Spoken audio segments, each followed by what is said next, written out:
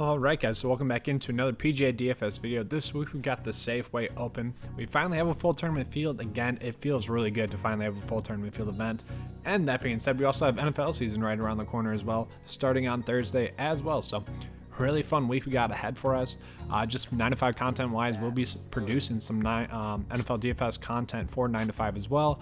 That will be kind of the Monday first look video that we do here with PGA, and then we'll try to do some Sunday live streams right before the start of that slate. So we'll be producing a bunch of showdown content and whatnot as well. So all the same great, easy, simple winning content that we have for PGA will be available for football as well. So if you guys want to join, link to that will be in the description below. But let's recap last week was a pretty stellar week actually. It was an easier week as well. And what I mean by easy is that the plays that DraftKings kind of forced us into making via the pricing, which was Munoz and Terrell Hatton, those were the easiest ones to play, and they end up doing pretty well. Obviously, both of those guys had a really solid week, and that kind of anchored a strong week. Had Daniel Berger not kind of choked down the stretch on Sunday, would have been a pretty big week. I had a little bit of a cut sweat going heading into Sunday. Obviously, with Berger struggling, it didn't come through, but it was a really solid week last week, and I'm just pretty pumped up for the Safeway Open. And then we have the U.S. Open next week. It's going to be a fun kind of event, and this week the pricing for the Safeway Open is a little bit lower, a little bit more tricky, and I'm pretty excited to dive into it. So actually, let's just do that right away. So talking about course history here, just looking at, so we got, Ches Reavie, 3 straight make cuts in a row. Really, that's kind of the best course history that we've had. He's had 3 top 35 finishes with his best finish being 22nd finish. Harold Varner has 2 top 20 finishes and a 59th finish. And then Bud Colley, only 3 straight make cuts here. And Bryce Garnett, surprisingly decent, 2 top 25 finishes here. So it's an interesting field this week. It's not that loaded, and we'll touch on it here. So recent form, Siwoo Kim is going to be the highest priced player on the DraftKings board this week, and that is just because of his good recent form. He's a horrible stat fit this week, though, and I'll touch on that a little bit later on. Cameron Davis really popping. Been playing a great golf recently. Mark Hubbard just continues to be a cut maker, continues to show a little bit of upside as well. And then Cameron Tringale as well. He's a guy where he got punished for signing the wrong scorecard at the PGA Championship. Other than that, he has been playing some great golf. He actually might go under the radar a little bit because of that. We'll have to wait and see. And then just looking at key stats for this event. So we're going to be looking at total driving, strokes gained approach, bogey avoidance, and par 5 scoring. There are 4 par 5s, and pretty much if you're scoring on the par 5s and not making bogeys, you're going to make the cut. As you guys know, I like to focus on, getting 6 for 6 across the cut line in these full tournament field events, which is why I am so happy to have a full tournament field back, because everyone knows that is my bread and butter approach, and that's pretty much how I like to approach PGA DFS. So let's get into the picks for this week. All right, so like I said, I don't really like Siwoo Kim. He's not a good stat fit this week. Really doesn't rank out well at all. So if you want to play him, you can play Siwoo Kim. I have him ranked out as 106th in the stat sheet, in the stat model this week, so I can't do that. Phil, if you want to go with Phil, you can do that as well. I just think that's way too priced up. The guy I would start out with would be the guy that's coming off of a miscut most recently. That'd be Shane Lowry. Shane Lowry is the top 10 stat fit this week. Doesn't do anything great, but doesn't do anything poor. Besides total putting, where he ranks 136th, his lowest stat is 71st, and that's strokes gained off the tee. Doesn't have any course history here in the last 4 years, but we know Shane Lowry can, kind of get her up. I think he's just trying to get ready for the U.S. Open, so I typically don't like to play those guys that are trying to get ready for the U.S. Open. Brendan Steele's price point is insane for a guy that we were paying a value price point for, quite a bit ago, or kind of for the last few events. 7 straight made cuts in a row. He's a top 20 stat fit. Made the last 2 cuts here at this tournament. That's just juiced up a little bit too much for me. If you guys want to roll with like Sergio, Jordan Spieth, even Grillo or Ches or Dom, you guys can do that. I just can't do that. I'm going to go all the way down to Doc Redman here. So Doc Redman was kind of a letdown at the Northern Trust. He's kind of been hit or miss this year. That's the biggest worry with Doc Redman, but he did have a miscut here last year. But if we're looking at his strokes or ball striking and his total driving, both top 10 in that. He's top 11 in strokes gained approach. 22nd strokes gained off the tee, and on top of that, he ranks 34th in bogey avoidance. Top 5 stat fit. He ranks out as a really strong play this week. He's just a little bit too hit or miss, especially if you look at his recent form. The play that I like the most this week is going to be Harold Varner, and it worries me because he is coming off a miscut. Harold Varner is pretty much the same play as Doc Redman, a little bit kind of hit or miss as it comes, but I'm kind of hanging my hat on the fact that, 200 par is still not bad, especially at the Northern Trust where there's a ton of quality players. If he does that at this event, he is going to make the cut. He had a 17th finish here last year and then had a 15th overall finish here 4 years ago as well.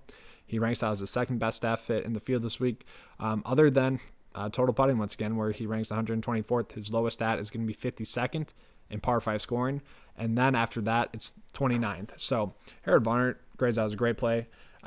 It's tough because you're going to be starting up for like Doc Redman or Harold Varner, who aren't exactly cut makers, and it's just worrisome. It's a weird week. It's wild, wacky week, but it's kind of one that I want to attack because of it, because it should be a little bit harder to predict.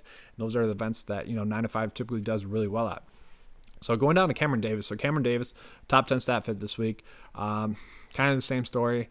Really strong in everything but total putting. If some of these guys get hot with their putter, they're going to have a good week. That is just going to happen. So he had a miscut here last year, but he kind of had one bad round, one good round. Kind of puts those together. He's going to have a good round, or good week this week.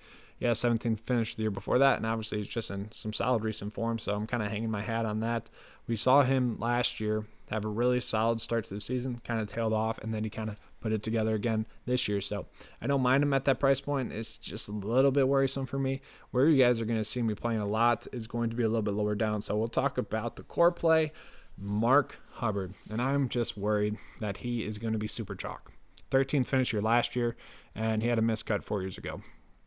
So, 13th in his most recent start here, that's pretty good. Top 20 stat fit. He's made 5 straight cuts in a row. He's one of those guys where it seems like he's due for a victory. He's only had one miscut, like, relatively recently in his past 10 events, and he's shown upside. So, it kind of reminds me of Richie Rowensky when he won, what was it, the Barracuda or Bermuda Championship, one of those two, I forget which one it was, but you could kind of see it coming. Things were trending in the right direction, putting together some good starts, not missing cuts. It kind of seems like what we got with Mark Hubbard here. So at 8.1, I think that's kind of just the go-to play this week. I am worried about him being chalky.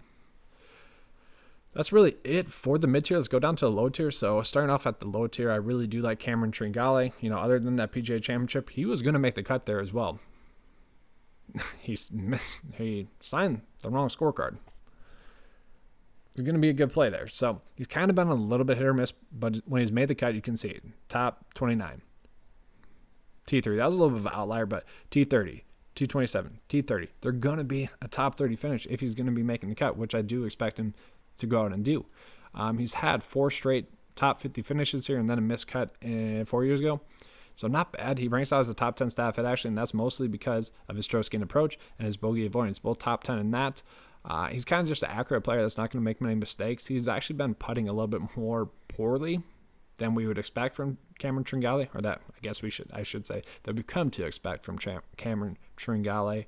I just think he's a solid play, especially at that price point for a guy that has shown pretty solid recent form. Going lower, it's a weird week. There's not too much to like. I will say Patrick Rogers, a little bit. Where was he at? So Patrick Rogers priced at 7.6. I don't mind as a play.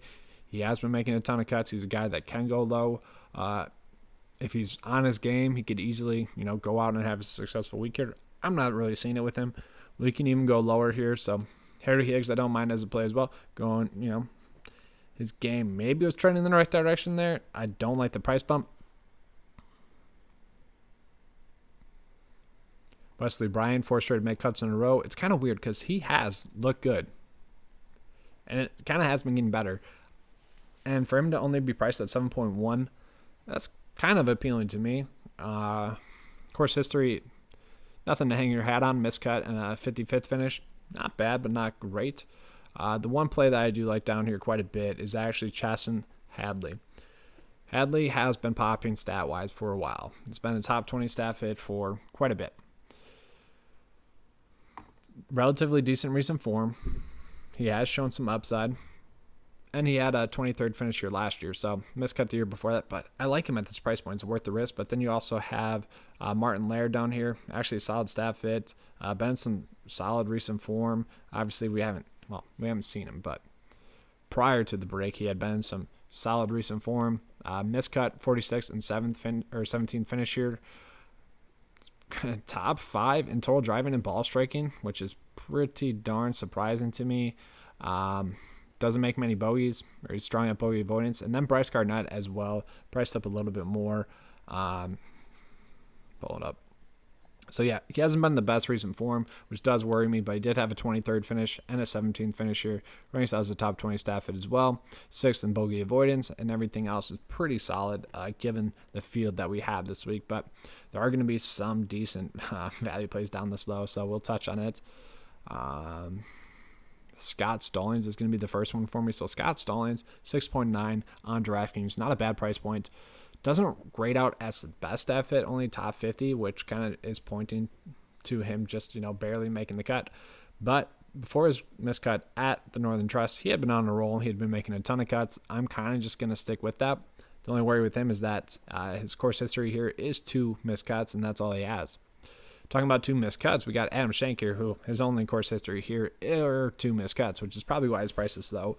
But he has made 6 straight cuts in a row. He has shown that top 20 upside. He ranks as a great play. Top 5 according to my model this week, which is pretty spectacular. 20th in bogey avoidance, 11th in total driving, strong in strokes gain approach and strokes gain off the tee, and par 5 scoring. So given the field, I really like him as a play. Heck, when he had that T12 finish at the Barracuda Championship, he was like $9,000, and we're getting him in pretty much an equivalent field. And he's a value play. That's pretty intriguing to me. I think he's only priced this low because of his poor course history. But that's all I have for you guys for the Safeway Open. If you guys want some more information, if you guys want that 9 to 5 premium information, check out the page. The link is in the description below. Give you guys the first look build, which last week we kind of discussed the week that we had, kind of the lineup approach that I was going with. And if you guys had kind of followed the simple instructions that I put together out there for that first look build, you had a pretty solid week last week, and you probably had an outside chance to win as well. Also have, we're going to have the core plays, we're going to have the value plays. I know someone on Twitter and in the comment section said, 9 to 5 really separates themselves with the value plays. And I think that's true. I think that's the biggest difference that 9 to 5 gives you guys. So if you guys want to become a member, that's in the link in the description below. Definitely make sure to check out the NFL DFS content we're going to have out there as well. All right, that's all I have for you guys this week. If you enjoyed the video, please give me a like and subscribe. And as always, guys, let's keep cashing.